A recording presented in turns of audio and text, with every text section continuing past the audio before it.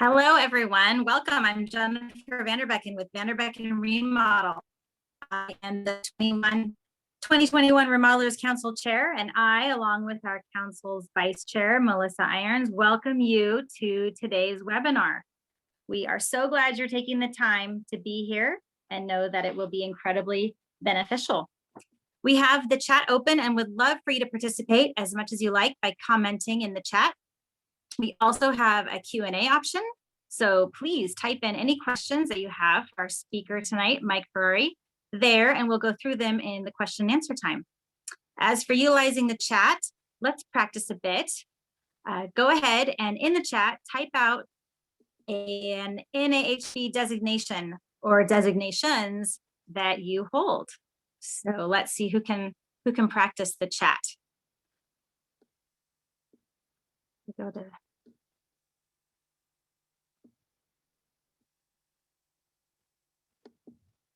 I know I hold a CAPS, but I am unable to chat at this time.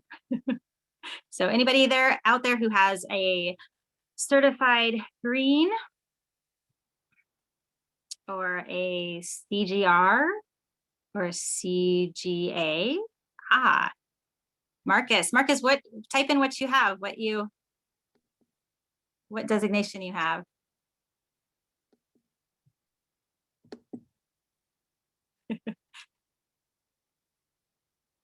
We'll keep doing that if you like as we continue. Not sure. Good deal. Well, welcome. Great job. It is definitely important to celebrate those designations and the commitment to the industry that they represent. So if you have a chance to do that, please do put that in the chat. So I'm going to read our mission. It is the Remodelers Council is a fellowship of remodelers and associates that share their acquired industry knowledge and business practices, promote the general welfare of their membership, and sustain participation in MBACs through mentorship, education, and service. So as the Remodelers Council Chair for 2021, I am fortunate to follow in the footsteps of many amazing remodelers who have chaired the council with enthusiasm and dedication. One such past chair is Jamie Sue. Jamie graciously accepted the invitation to share a few words through a pre-recorded video with you all. So go for it. Hi friends, my name is Jamie Sue and I am president and owner of Lakeville Homes in Bellevue. As the 2013 Remodelers Council Chair, that makes me an oldie, I have and continue to find value in being a part of both this organization and this community.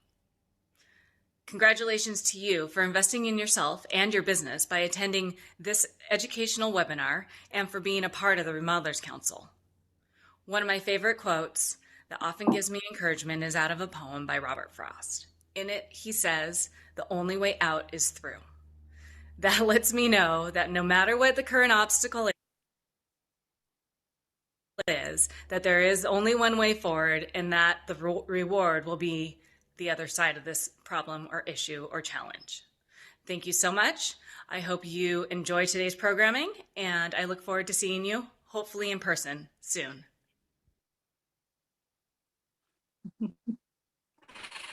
Thanks, Jamie. That was fantastic. So this year's MBACs is making virtual events more than worth your time with some amazing speakers and topics. So definitely be sure to stay tuned and watch for updates on the events page or in the weekly MBACs email. So as you can see, I've got some great stuff coming up and we'd love for you to join us. So one important upcoming event is our annual T-Rex Awards happening on June 12th at 6:30 p.m. So applications are currently available and we would love to see a project or projects that you are proud of. The deadline for applications is March 5th, so be sure to get them in. The Remodelers Council also has a brand new event we want to invite you to called the Coffee and Chat. It's an uncomplicated hour-long networking event at 7 a.m. Thursday, February 25th. So just next week, next Thursday. So bring your coffee and come chat with other Remodeler Council members.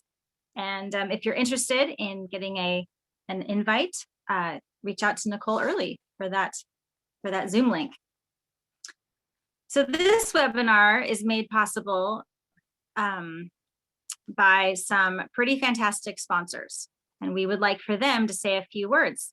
I'd like to introduce Craig Ball, the Business Development Manager at Invex, who will be introducing each of today's sponsors. Thank you, Jennifer. Well, we're very fortunate to have a number of sponsors supporting our event today. And with that in mind, I want to jump right on board.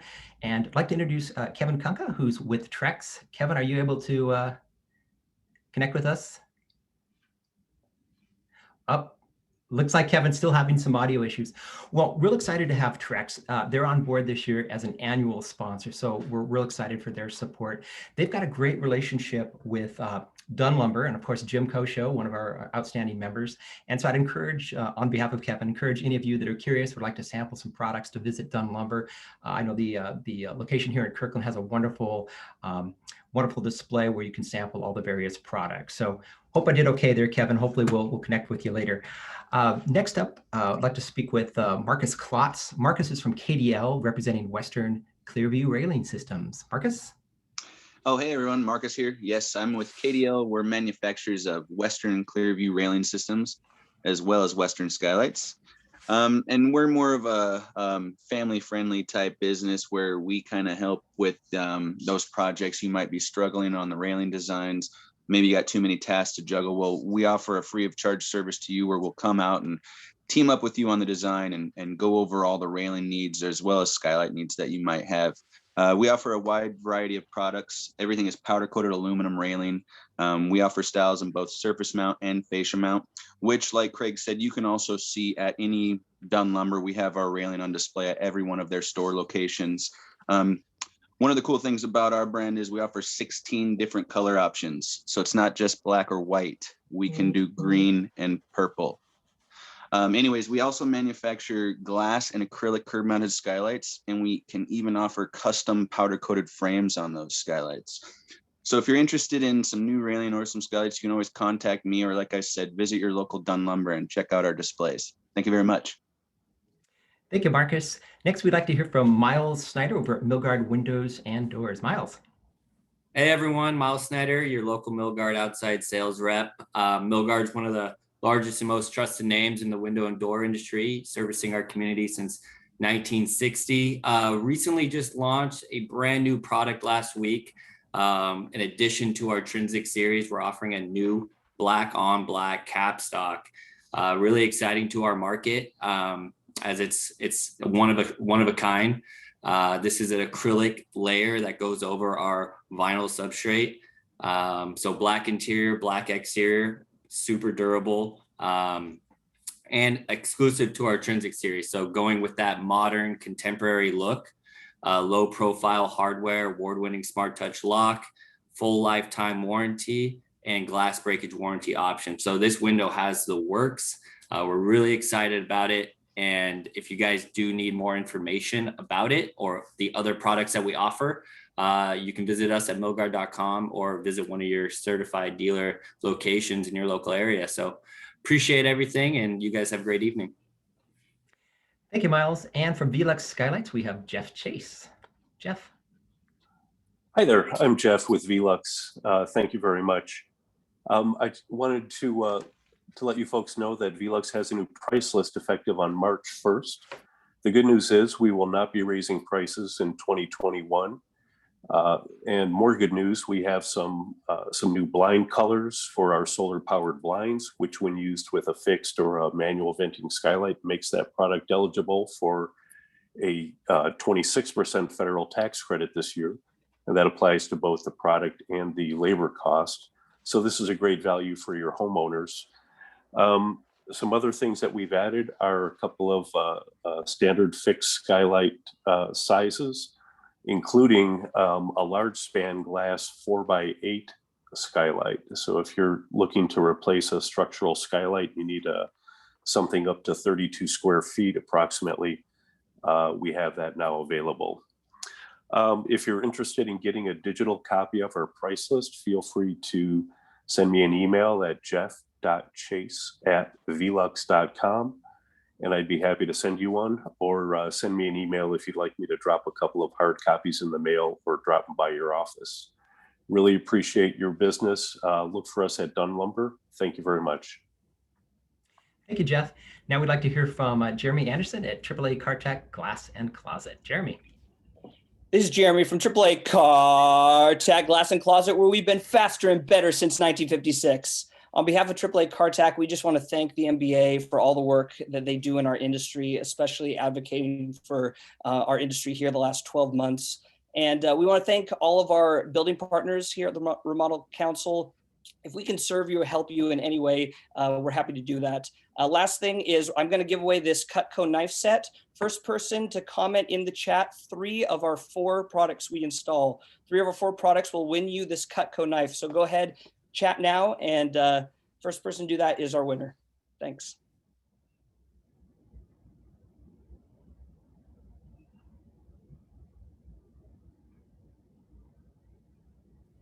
April's all over it. Way to go, April. You are the winner. Cutco knife coming to you. Thanks, guys. Boy, how do we top that? Thank you, Jeremy. Last but certainly not least, one of our great partners, Earn West, we have Curran Bauer. Curran, take it away. Well, thanks, Craig. And I definitely can't top that, especially from the world of workers' comp. But good evening, everybody. I'm Curran Bauer with Employer Resources Northwest. We, of course, help MBA administer the GRIP, the Workers' Comp Retrospective Rating Program. And really the program continues to perform extremely well, returning millions of dollars to participating members, and really providing a lot of help and support in all things workers' comp and L&I, so that you guys can focus on really that core function of your business. We're actually getting into the refund season here again. L&I is going to be looking at all of the claims and calculating up refunds here later in April, and so we're really excited to have that work coming. Thank you for having us out this evening, and I really enjoy participating in these events and hearing some great speakers. So thank you, Craig. Thank you, Curran. Well, again, wanted to thank all of our sponsors. Really value your support and make these events possible. And without further ado, I'd like to turn it back over to Jennifer. Jennifer. Thank you so much, Craig, and thank you so much to all of our sponsors.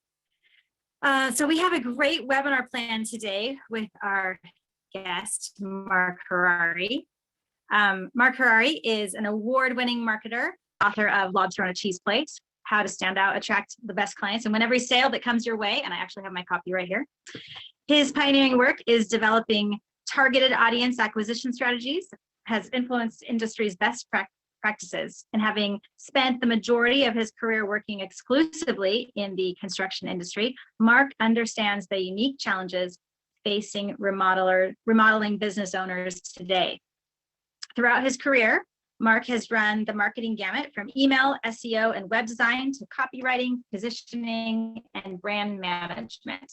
He's the recipient of numerous marketing awards in many categories, including video, web design, print advertising, and copywriting. They include 3 prestigious News Creative Awards, an IAC Award, and 3 AVA Digital Awards, and 2 Marcom International Awards.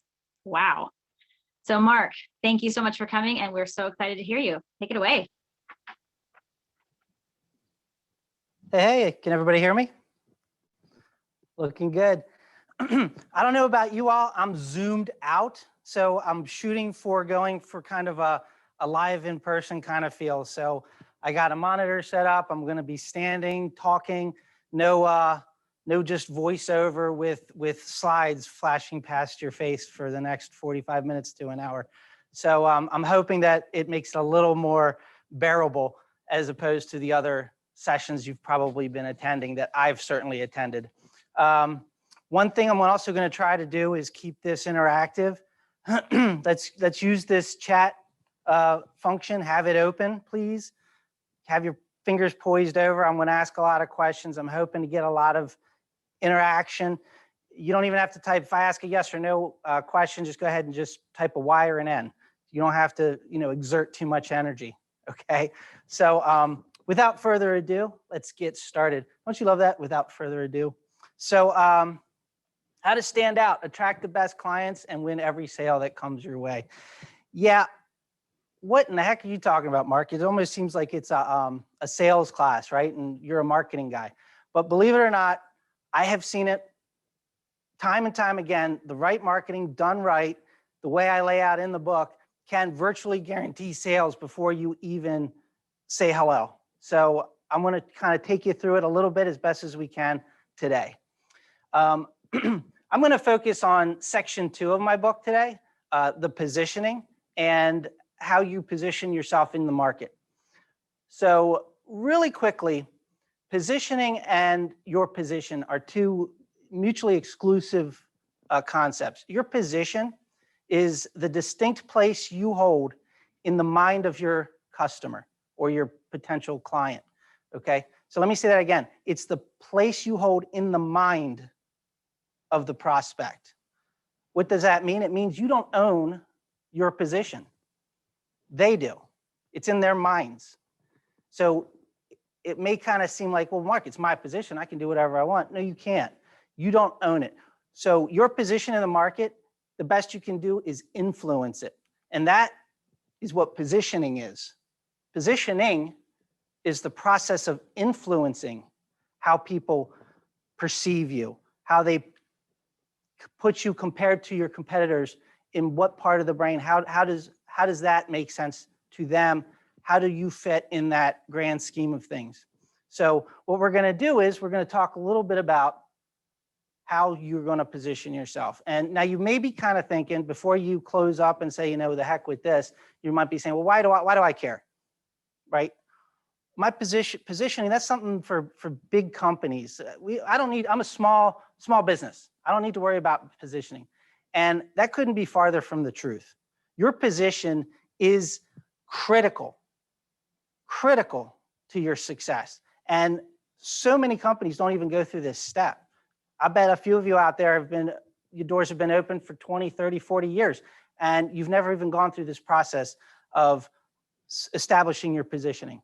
So I'm going to give you 3 reasons right now why you should absolutely care, and you should make this a priority if you haven't already. Number 1, you too, right? It's happening. With or without you. See what I did there? You too.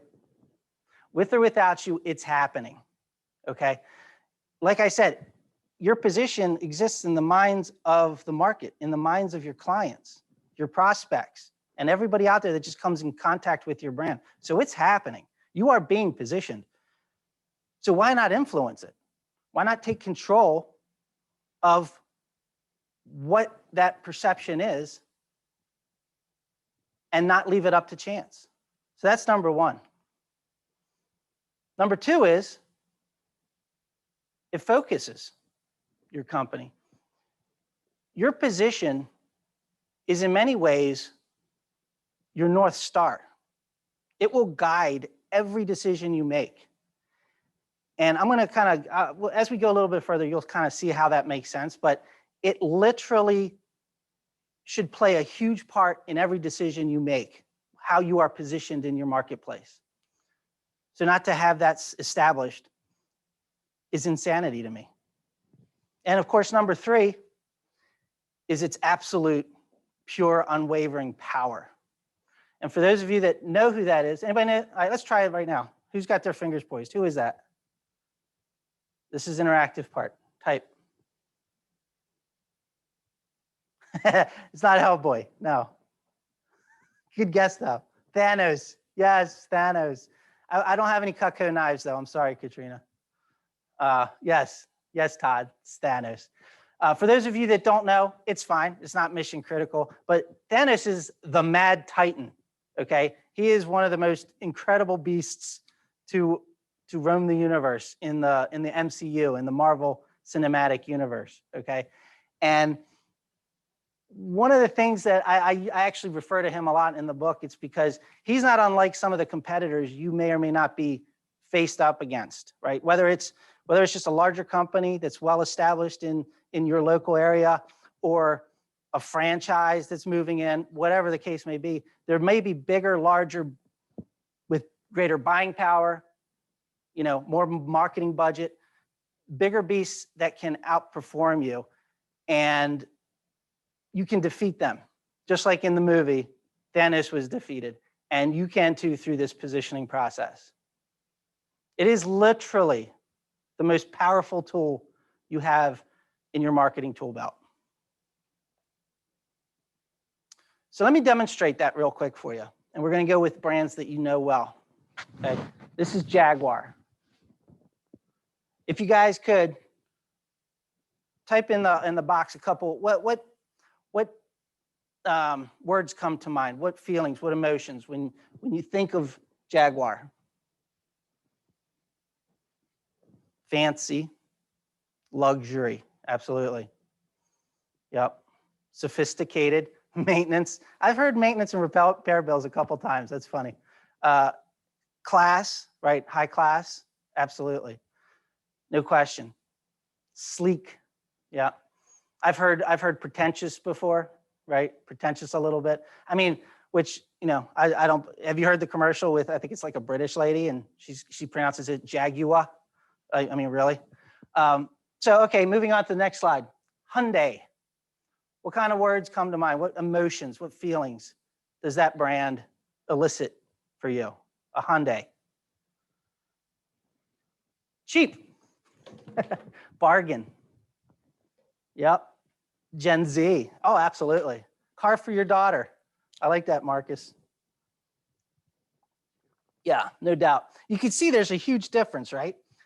These two brands, all I did was just pop up two logos and completely, vastly different impressions that come to mind with these two brands, right? Well, so let me ask you, and this is where we can do the Y and the N thing, but $70,000 for a Jaguar, that seems reasonable, doesn't it? I would think so, yeah. Yeah. How about for the Hyundai? 70,000? Did you go out to your local Hyundai dealer and pay 70 grand for it? What if I said to you that there was a $70,000 James Bond-like Hyundai out there? Would you be willing to test drive it and go get it? Chances are probably not. You know, even if I said you could have it for free. If I said, hey, I'm going to give you a $70,000 blank check, you could go to any lot you wanted to and pick any car for 70 grand. Hyundai has one on their lot. Would you go buy a Hyundai? I would say probably no chance. And the fact of the matter is, this isn't an elaborate example to try to, or an elaborate lie, made up situation to prove a point. This actually was the case. Has anybody heard of the Hyundai Equus? Equus? What a terrible name, by the way. Equus. Hyundai Equus. I don't know if you've heard of it or not. Doesn't much matter because in 2016 they discontinued it. It was it does sound made up, right? Yeah, Kurt, no doubt. That's terrible. It's a pretty looking car. It's pretty. Couldn't sell it. Hyundai tried to do a $70,000 luxury sedan. The Equus. I'm going to stick with Equus. And they discontinued it because it didn't sell. And you know why it didn't sell? You could probably guess. It's because of positioning. It's all the words you listed before. With the world full of Jaguars, BMWs, Mercedes-Benz, right? Well, you got this whole world of luxury vehicles. Why are you going to go buy a Hyundai? The brand is just not positioned for that. And the reason that you can't do it, and actually that's one of the biggest things, and it's one of the parts of the positioning is your knowing your target. It's one of the biggest mistakes that Hyundai did when they tried to come out with this luxury vehicle. I mean, you got to know your target. You got to understand their motivations. You got to understand their attitudes towards your brand and their attitudes towards other things, towards life, right? What's the one thing that people that spend $70,000 on a car want? Anybody know? It's that they want people to know they spent $70,000 on a car. Yeah, the name, not free car washes. Marcus. That was a good one though. Image and prestige, absolutely. At the end of the day, you want people to know you spent 70 grand on the car. And you know what? This logo just ain't gonna do it. You come pulling up with that on that emblem on your hood, and people are not gonna think that car cost you 70 grand. This is actually the average price of the Hyundai, all the vehicles. The average sell price, 22,732. Right? It's like, there's the aha moment. Oh yeah, right. Our average car price is 20 grand. Let's not do a $70,000 vehicle. You know, but you know what Hyundai did? And this is why it's going to prove my point about the power, the extreme power of positioning. They didn't give up. They discontinued the car, but they got smart. Are you familiar with the Genesis? They started a new company. Genesis Motor Group is wholly owned subsidiary of, subsidiary, I hate saying that word, of Hyundai Motor. They just started a new company, an entirely new brand. And that logo looks very suspiciously similar to the Bentley logo, by the way. Another high luxury end brand, right? The Bentley logo. But there you go. And if you look at, it's virtually identical car. I don't think they've changed much of anything. The grille, they modeled it a little slightly different, but it's the same car. It's the Equus. Except for one big thing, the emblem on the hood. That's the difference. Now, imagine the implications of this, okay? An established, well-known brand has less of a chance of succeeding than a brand new brand that never existed before in competing against the luxury car brands. Because last year in 2020, the Genesis was named the third best luxury vehicle in its class. Third best. It's positioning. The people simply cannot accept a brand that's trying to play something that is in your head is not where you sit. You aren't that, so you can't play that. So what's that mean for you? Well, for you, it means if you get yourself in that position, if you get so fully ingrained in a position, whatever position you choose for your company, you are virtually guaranteed the sale. Because nobody else, when somebody looks at, again, Jaguar or Hyundai, you're just not going to get that car. If I'm looking for a $70,000 car, I am not buying a Hyundai. If I am looking for whatever it is you positioned yourself as, and you've done it successfully, they are not going to go to your competitor because they've got it in their head. You are that. So in the MCU are the 6 Infinity Stones, right? For those of you that know about all the Avengers movies and all that, if you don't, not a big deal. Quick 20-second or 2-second rundown. There are these 6 powerful stones, super powerful. They're all magical. And in and of themselves, they're really, really powerful. If you actually unite them all together, then it's, forget about it, okay? It's over. You have unlimited, limitless power. And Thanos, for as big and strong as he is, he could probably take pretty much anyone on his own, but he's still not all powerful. He needed the 6 Infinity Stones. Well, why am I telling you this? Well, because similar to that is the 6 Positioning Stones. And they do really well on their own. And that's why, going back a little bit to your kind of, if you were thinking, well, why do I care? I got a position and all that. Yeah, you might have some of these components, some of these elements of the 6 components that you need. But they're only so powerful on their own. You need all 6, and you need to combine them all together. You got to put them all in that glove. And when you do that, you're unstoppable. Okay? So what are the 6 positioning stones? The target. You need to clearly identify your target. And it's a target of 1. Okay? It's not everybody that owns a house or everybody that makes more than $50,000 a year, right? It's a target of 1. And we get kind of into detail on that.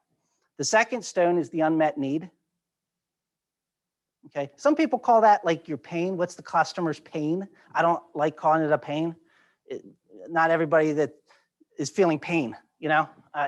If you just want to get a deck put on your house, I'm not feeling a pain that I need deck. I just kind of want to have a deck. It's a need that is unmet at this time. So it's the unmet need. The third stone is your competitive set, which is in its most simple terms, how you define yourself. Sorry, I just saw don't slam Sandler. No, I'm not slamming Sandler. Sales are still very, very important. This just supports Sandler. It makes your salespeople look really good because you're going in there almost guaranteeing every sale you do. So your competitive set is your sandbox, okay? How you define your company and who you're competing against. And then we go into the point of difference. Some people, another one, it's been also referred to in other circles as your unique selling proposition. I don't much like that terminology. It kind of makes it feel like it's a sales pitch. It's something you're trying to neatly cram into an elevator pitch, okay? I don't want you thinking in terms of elevator pitches and sales pitches. I want you thinking in terms of how are you different and how do you matter to your prospects, right? So your point of difference stone is the fourth. Your fifth is the reasons to believe. This is one that they tend to get kind of confused, which one's which. And the biggest thing about reasons to believe is it directly supports the point of difference. Without the reasons to believe, it's just, your point of difference is just a stated claim and it carries no weight. So you have to have the fifth stone, the reasons to believe in that. You could have multiples. You could have 2 or 3 of those, okay? And then the sixth stone is your brand personality. So many. This is probably the least attended to of all of the stones for a business owner, especially the remodelers. Nobody takes any time in defining and identifying what their personality is as a brand, as a company. And that leads to some serious potential for brand confusion in the marketplace. The top 3 are your outward stones, what I call the outward stones, because they have to do with things that are really outside of your company, your target, her unmet need, and who your competitors are. And then the inward stones, the last 3, are about you, internal, your point of difference, the reasons I should believe you, and what's your brand personality. So we take these 6 stones, and just like Thanos putting them in his gauntlet or that glove that he wears, you're going to insert them in our positioning statement. And this is your North Star, like I said, your positioning statement. How many people, I guarantee dollars to donuts, everybody on this call has a mission statement. At least I really, really hope you do. You know, you can feel free to drop some Y's in there, or hopefully no no's. How about vision statement? You got a vision statement. Probably less, but most should still have that too. There's 3 statements every company should have. 3. It's the positioning statement, the mission, and the vision. You need all 3 because the mission is why you exist, what your purpose is. Your vision is where you're going, your vision for the future, right? It drives your future decisions. And your positioning statement is how you get there.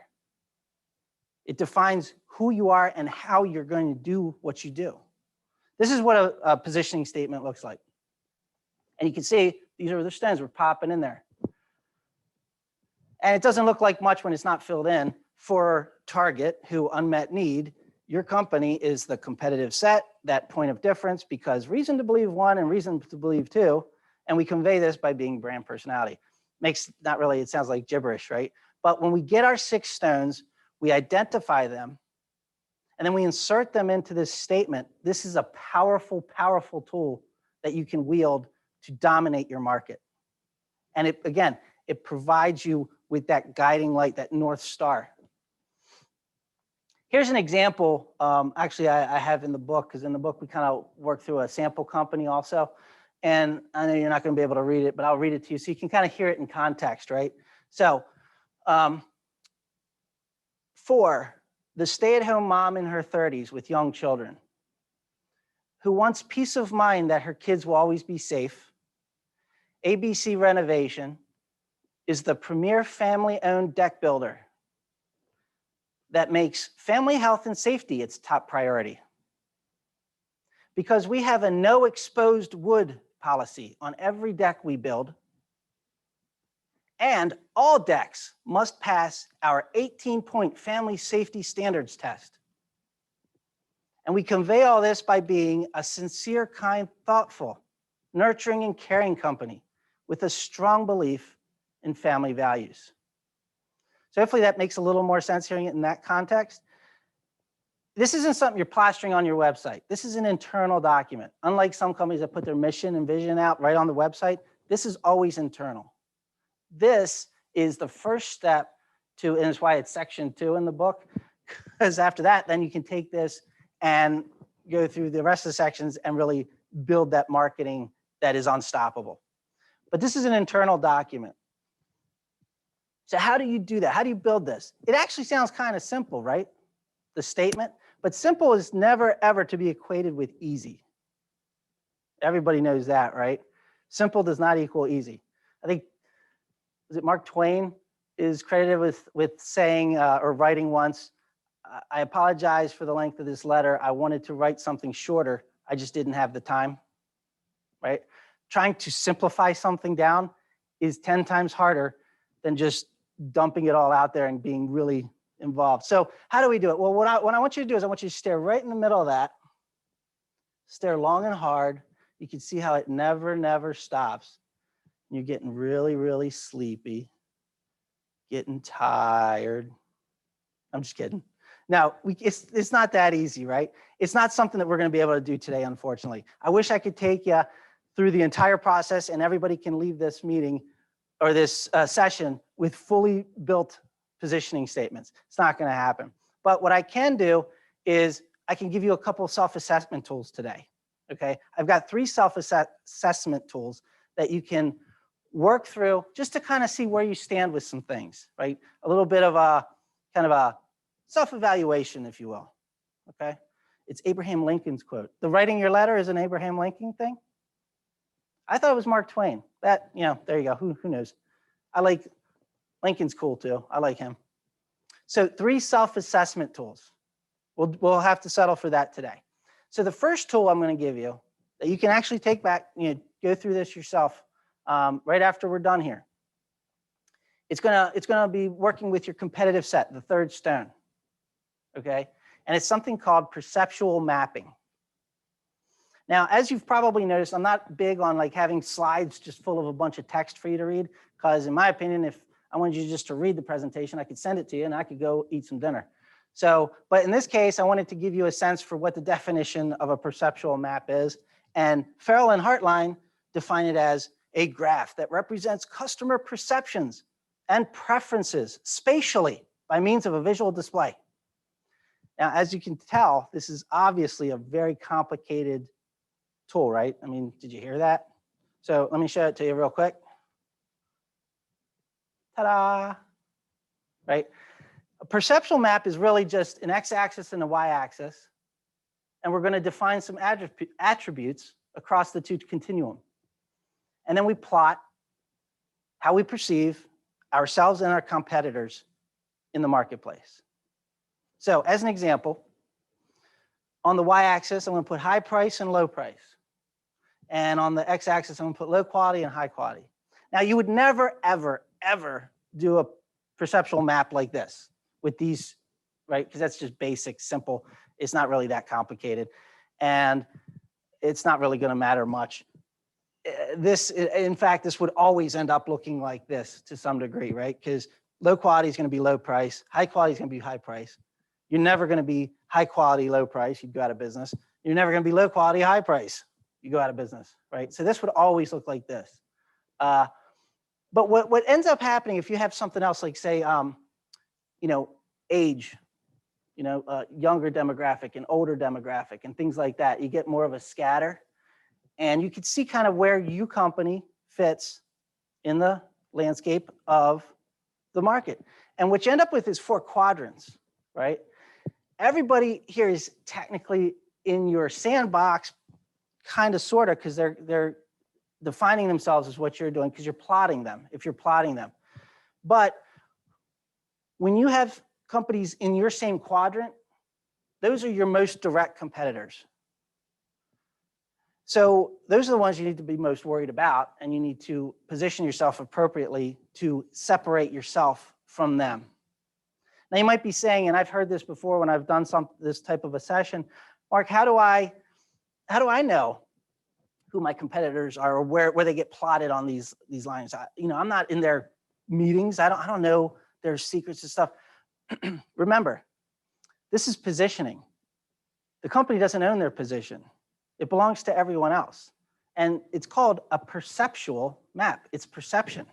So really, anybody can do it. You can pick up any competitor and plot them on any continuum you want, because it's how you perceive them. Now, what's important to know is that you might have a different perceptual map than someone else. So you want to, aside from plotting it yourself, you want to have some other people, maybe some other people if you're in the Remodelers Advantage roundtables, have them kind of look too, but you want to get some more input. The hardest part of a perceptual map is really defining what the continuum metrics should be. And you could do dozens of perceptual maps for one competitor, or for all your competitors, just to kind of see how they plot differently against all of them. And here's a couple of examples. You could say something like specialist to generalist, or high quality, low quality. Not really going to do that though. Prestige versus budget, right? That's the Hyundais versus the Jaguars brand, right? But you could also do luxury versus necessity. And this is something, as another example, I could do luxury to necessity and have a really broad continuum, or I could narrow that continuum down and say high luxury versus moderate luxury, right? And I can focus in and then do the continuum on that subset in there. So you can play with this a little bit. Really what you want to do though is it's about finding things that your customers are looking for and how you match up against your competitors with this. Now on the website, and I think, yeah, right there, Katrina put a link to the website for the book. You don't have to buy the book to access all the tools on the website. The book refers to a lot of tools that are available for download. So whether or not you buy the book, you can have all the free tools that are on the website. So you should go over there. I do have a perceptual mapping tool on there. You can help yourself too. Now you might be saying, well, what the heck do I need that for? I draw a line this way and I draw a line that way. And that's true. You don't need to download it. But I do have an Excel-based one.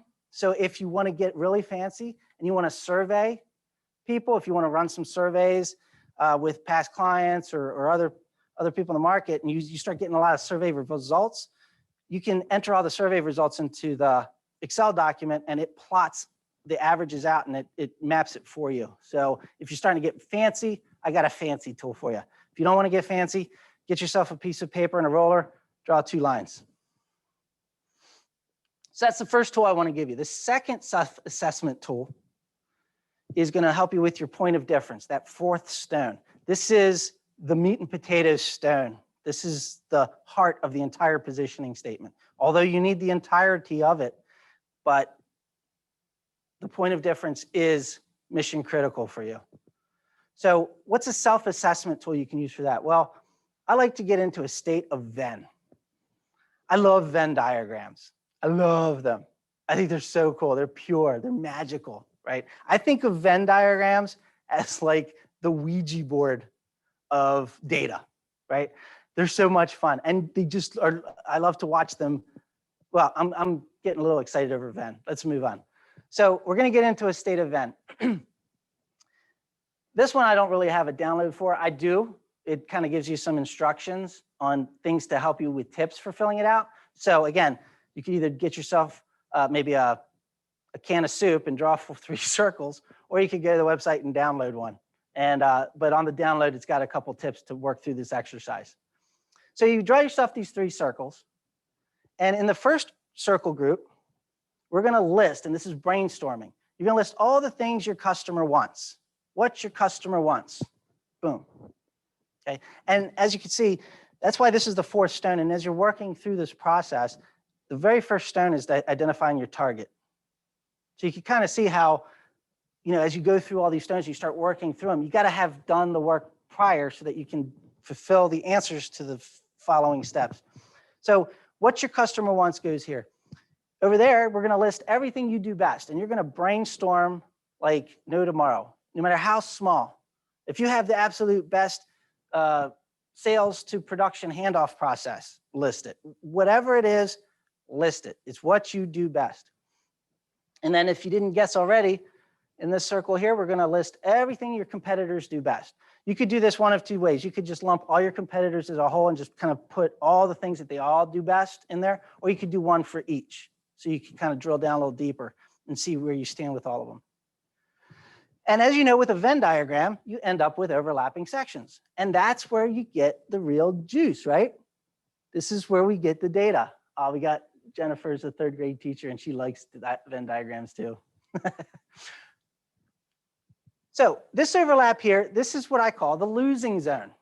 And my apologies if you don't see that. I am seeing that's a little small, but I'll read it to you. Losing zone. Boom, that's the losing zone. You know why it's a losing zone? Well, your competitors do it best and your customer wants it. You're losing. So we don't really do much there. That's the bad zone. This zone, I just call that's the flat out dumb zone. Why is it the dumb zone?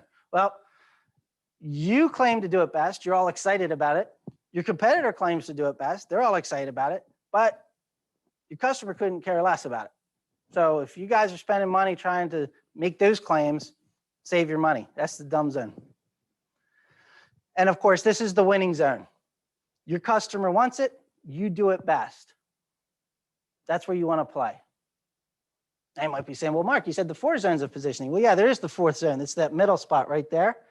And that is what I call the expensive zone. We want to avoid the expensive zone too, because it's expensive. It's expensive because your customer really wants it. You claim to be the best at it, and so does your competitor. So the only way to win that is by outspending your competitors and convincing your customer that you are better at it than your competitor who's also claiming it as well. That's the expensive zone. So this is a helpful tool to visually brainstorm and plot and find, kind of like the SWOT thing, strengths, weaknesses, dangers, and all that kind of good stuff. So this is a good tool for working through that process of the 4th stone. It's one of the many tools I have for getting to your point of difference. And then the third self-assessment tool you can work on today. And this one, more than likely, none of you have done it because, again, nobody's really working on their brand personality. And this is critical. Every brand has a personality, and we relate to personalities. So what's the tool you can use with your brand personality? Well, first, let me define it. It's, if you don't know, a set of human characteristics you apply to a brand, right? That's it. Think of the words you used to define Jaguar and Hyundai. It's kind of like, cheap, luxury, affordable. If your brand was a person, think of it this way. If your brand was a person, how would your brand dress? What would that person look like walking up and down the street, right? Just to kind of put into perspective your brand personality. It's a critical component. It shapes how you feel, how people feel about you. We're humans. We're tribal. Have you ever met somebody that you instantly connected with? It's their personality that you connected with. And if you don't have a personality to your brand, you're nothing. You're just a logo. You're a lifeless machine. Okay? You have to have a personality. If you think about it, Apple's got a personality, right? So does Harley Davidson, right? Total brand personality. You can visualize what the Harley Davidson brand looks like if it were a person walking down the street, can't you? Now, a lot of people think, well, the brand personality, it probably mirrors that of the owner. And that's not the case. A lot of the times, often, and probably best practice is that it mirrors that of your target customer. And you know why? Because we are attracted and we bond with people that are like us. We like to be with people that are like us, people that like the same things we like, people that dress the way we dress, just people that are similar to us, we connect with. So if your brand personality matches that of your target, you are on the right track. Just like I said with the Harley example, right? Chances are the person you pictured that loves the Harley brand looks a lot like what you pictured the brand would be if they were an actual person walking down the street. So, oh, right. So it pains me to say this. This is actually now an old ad. It's about 15 or 16 years old. So I guess it's even possible that people watching this don't even know what it is, which really dates me and makes me feel old. So I'm going to move on. But this is the classic I am a Mac ad that Apple used to run. And they literally took it. They just took the brand personality, slapped two humans up there. And this guy just said, hi, I'm a Mac. And this guy says, hi, I'm a PC. And they were just showing you their brand personality, literally with using people. And that's a good thing. You're going to connect and relate to one of these. And Apple wants these people to be their customer. And if you related and connected with this guy, that's fine. Go buy a PC, because this is who we are. And this is who you're going to have to connect with if you want to buy a Mac. So what's the tool? I have this available for download on that website as well. It's the brand personality worksheet. It's not like super scientific, but it's got, and you're not going to be able to read this, but there's a chart, and you're just going to have a series, again, on a continuum of things that you're going to plot. Fun versus serious, friendly versus corporate, spontaneous versus cautious. It's just a tool to plot kind of what your brand is perceived, the personality of your brand is perceived. And what you're going to do with this is not, you're going to plot it out yourself. If you are the business owner, for sure, plot this out yourself, because it's how you see your company's brand. And then the first thing I would do is I'd give it out to your employees and see how they fill it out. They shouldn't work as a team. More than likely, nobody is working as teams these days. Everybody's 6 feet apart, but don't have them work as a team on this exercise. They need to do it alone, so that it's just their impression. You should get every one of these sheets back identical. They should be identical, and they should match yours. If they don't, you've got big problems, and you need to fix it immediately. But this is a great tool. And then you could expand that circle as well. After employees, you could maybe try it with some customers. You could try it with family and friends. This is a perception in the marketplace. It doesn't have to be clients. It could be anybody. It could be your grocer. Doesn't matter. You can have anybody plot it out so you can see what the perceptions are. They should always come back identical. And how am I doing? I think we're getting close here, but fortunately I got one last bonus exercise for you. I said 3 things, but I got a 4th one. And I call it the This Is Us exercise. And this really kind of relates again to the brand personality. I'm going to show you first. I want you to imagine that this is a company. This is a remodeler, let's say, a remodeler in your market. And these pictures represent that remodeler. You should be getting a feeling for that company just by looking at these images. The expectation of what you're going to get when you call them, when they call you back. You know what that experience is going to be like. You can imagine what it's going to be like when they come to meet with you at the kitchen table. When you call and have a problem, you can imagine what that experience is going to feel like. You can get all that from looking at these images, if these images represent this remodeler. Now let's look at a different remodeler. This is another one that's down the street. Totally different vibe, right? But you're feeling a different experience. And you can imagine what it's going to be like when they come to the door to meet you for that first sales call. And what the calls are going to be like when you have questions or concerns about the project working. Or how about this third remodeler? Different feel, right? Different personality of this brand. This goes a long way. Your brand personality is critical. And you can see if these 3 were real companies, how drastically separate and different they would be, and how they would connect with completely different people in the market, different clients, different clientele.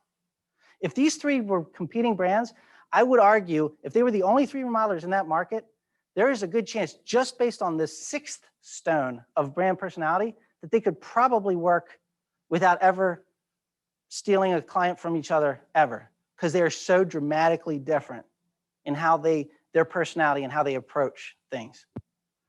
So the exercise really is, do this for you. Do this for you. You could either just find online pictures, or you could, something else that's fun, something that I had some people do in the past, probably a little less these days, but hopefully that's going to be going away in the near future, is putting your team out into groups and of like maybe 2 or 3 and have them make a day of it. They could go out on the town, take pictures like that. Take pictures of things that represent our brand personality, and we'll bring it back in the office and we'll look at it and we'll kind of go through it. It's a great team building exercise, and you can also see if your team members are seeing your company in the way they should be seen.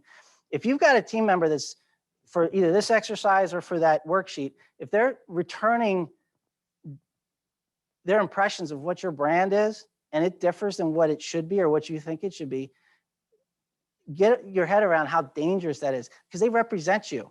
Every interaction with your brand and any arm of your brand, employees or vehicles, anything, represent your brand, and you're confusing the marketplace if they are not representing you properly.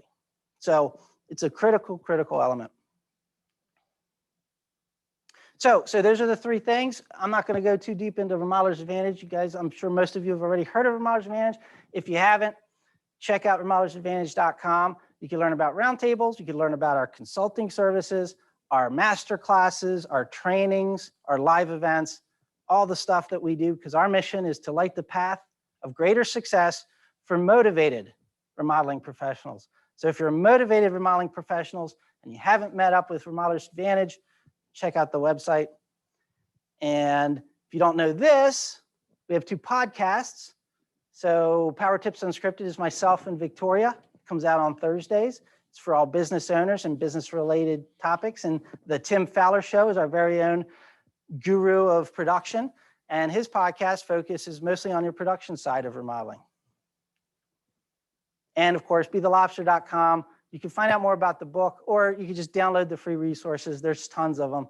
Not only downloads, but also some other like posts and information there. And well, that's it. Thank you. I guess we got maybe some question time. Yeah, I think we do. Yeah, thank you so much, Mark. Awesome. Yeah, we do have some questions. And you answered all the questions I came up with during the process. You actually already answered, so that was awesome. So let's see. So Gina's wondering, where is the best place to get images if you don't have professional images taken yet? And I think you already sort of touched on that. Also, Marcus says gettyimages.com is a good place to go. Do you have anything further to say about that for Gina? Yeah, well, so if you're doing it just for like the This Is Us exercise, this is just a in-house team thing. It's just for fun. You could it doesn't have to be, you don't have to worry about stealing it as long as you're not doing ads or something. If you are going to do something that's published or something, then as luck would have it, actually on the website, bethelobster.com, I have a whole post on where to get really high quality, awesome images that you don't have to pay for and you won't get sued for either. And you could use them in advertising, marketing, and everything. So it's a great resource there as well. Good deal. And then Todd Schulte, he's asked, what about how brand personality evolves over time? And I have to say, I also have a lot of questions about brand personality. So yeah, that's true. When it evolves over time, what then? That's okay, but really I guess I'd kind of throw the question back to how much is it changing? Because there's a difference between your personality changing and just kind of updating trends. Like, okay, I'm not wearing bell bottoms anymore, so I may dress different, but my personality is still the same. You know what I mean? So I guess my question would be, is it really changing your personality, or are your styles just changing with the times? And those are 2 exclusive points, I think. And for the most part, your personality rarely should change because it should always mirror your target market. So unless you're starting to go after a different target, I wouldn't change your personality. I'd stick with it. Okay, good deal. Gina says, can you do the positioning statement with more than one target, or do you focus on only one specific target for your company? That's a great question. And it's whenever I've ever run a class or anything, I always get at least one person that says, I have more than one target. So how do I do that? And that's when I think I write it in the book. I wish I could have Colonel Jessup come in and say, you can't handle more than one target. You should not have more than one target. You should never have more than one target, because the biggest reason is you can't afford it. A marketing budget doesn't enjoy economies of scale. So if you have 2 or 3 targets, you're basically cutting your marketing budget in half or into thirds so you can reach each of them in all the different places that they live. And it's incredibly complicated. And one of the things, it's kind of a mistake to, it's a common error, I should say. Just because you identify who your target is, this one person or this one subset, it doesn't mean you can't sell to other people. Having a clearly defined target of one just means that your messaging is geared towards connecting with that target. You know, as one example I use is, does anybody here on this call think that Apple's target is women from the ages of 85 to 100? Do you think Apple would sell a woman 85 to 100 an iPhone? Sure, I don't care. But they're not going to try to market to her. They're going to market to their target, their one target, and anybody else on the outside that they're not specifically messaging. And that's the beauty of this too. You can get all kinds of leads, but what it does is it refines your process so that your leads, the people that you are actually speaking to, are so highly qualified. You've connected with them. Your message is honed in to connect with that target of one, and it is your perfect customer. So who else do you want? You want the perfect customer. So I actually say this too, I will not ever try to bend the unbendable. There's a few people that just dig their heels in and say, look, I'm never going to just have one more than, I need 3 targets, and that's that. So, okay, you can do that. If you do that, you need to create 3 separate positioning statements for each. And you got to go through the process in depth, and it's a completely different process. You got to go through it entirely for all 3 and just go through that. Yeah. So April has on the, let me go to the chat. I saw her have a chat question, and it says, if we are doing blog posts to promote a brand/product we use, what is the best way to get permission to share their content without copyright concerns? If we're doing blog posts to promote a brand or product we use,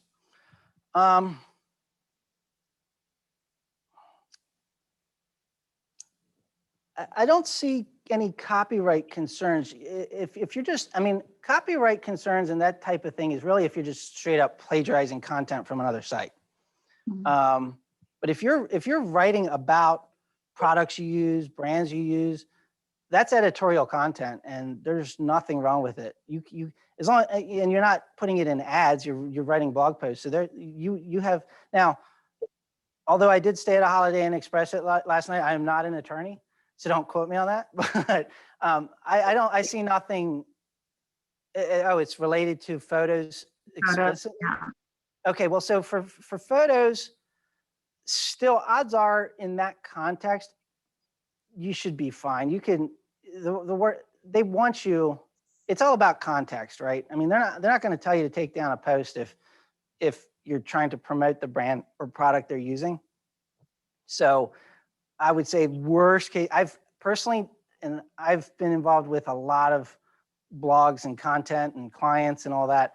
Never once have I ever run into that kind of an issue. Usually you get the copyright and photo stuff when you're taking a photographer's work. It's their work. Just like if someone were to steal one of your designs, you know, that's work you put into something and you want it protected. So photographers are artists. They consider themselves to be artists, and you're stealing their art.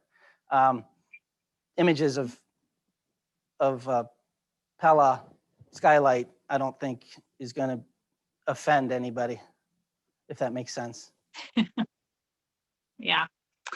So Courtney has an awesome question. She says, I think it is brand personality related.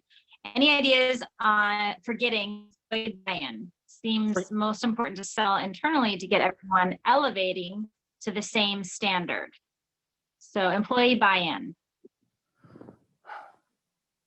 Yeah, so getting employee, you just broke up a little bit.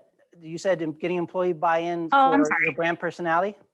I believe in regards to brand personality. Yes.